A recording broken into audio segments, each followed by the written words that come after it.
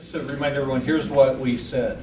The task force, and this is right out of the resolution, the task force shall specifically examine and consider potential and current revenue sources for the Lummi Island ferry system, historical data and projections related to the ferry's operation, cost, ridership, fare levels, and revenue, similar ferry operations, particularly county-operated ferries in Washington State, and the cost structures, operational best practices, and capital expenditures of such operations as can be compared usefully to the Lummi Island ferry system, the distinction between operating costs and capital expenditures, the accounting for ferry costs and applicable state revenues for the ferry system, capital needs of the Lummi Island ferry system, the transportation needs of ferry users and the nature of trips taken on the ferry, the impact of ferry service on the economy and tax bases of Lummi Island and the greater Whatcom County community, and input from Whatcom County citizens and other forms of communications, as well as such expert consultations as deemed relevant by the task force. So not really any direction on replacing the ferry itself. You said capital. You said capital. Yeah, Capital is capital.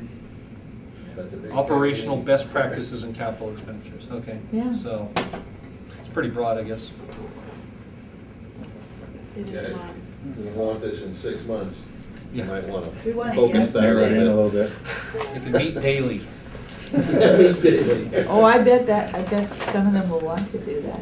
Well, that's what I asked them. Well, the question I had for all of them was, do you have time to do this, and do you have any time constraints?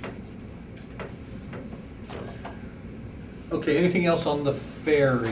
I guess I'm gonna go back to my question. Yeah, Oh, I was gonna respond to that. Okay, I'm sorry. No, I think, I Is- don't think we've quite finished that Yeah. conversation.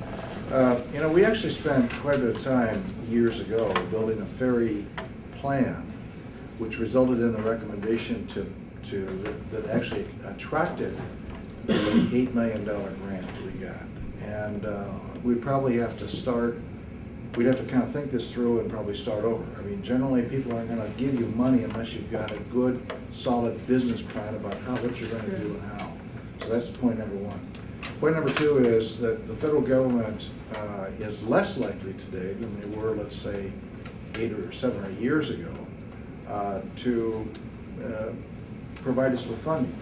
Now, there is, you can probably think that there may be some opportunities, I'm saying you generically, that because we're attached to the Lummi tribe, and the Lummi tribe gains a fair amount of financial support from the federal government, that maybe we can use that to leverage some additional federal funds. But it's unclear in my mind as to whether or not Congress will even make available money when they're talking about doing away with earmarks, which is really where a fund source would have to come from.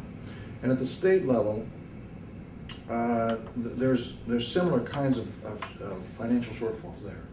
And so their ability to kind of pay for new things is really questionable in my mind, given the nature of the economic status of our community. So I don't think we necessarily should plan on having an outside source be a strong possibility. If we're gonna get it, we're gonna have to do a fairly in-depth and good quality business plan around it to attract that.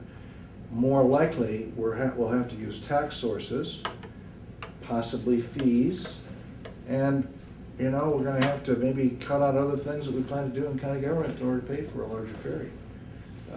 Or not a larger ferry, but I mean a new ferry. And it's gonna be one of the priorities that the county's government's gonna have to set. Now, looking at a used ferry is another idea.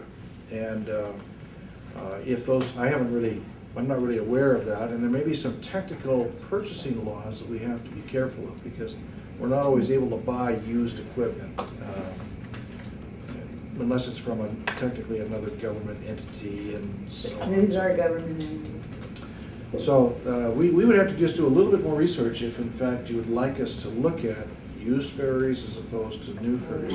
One final point is, if we bond ourselves, I can tell you, my own sense as to going through this whole bonding process where we refinanced our debt and took out additional bond this year, the rating agencies that we work with they're like, I'll tell you, they go through our books with a fine-tooth comb.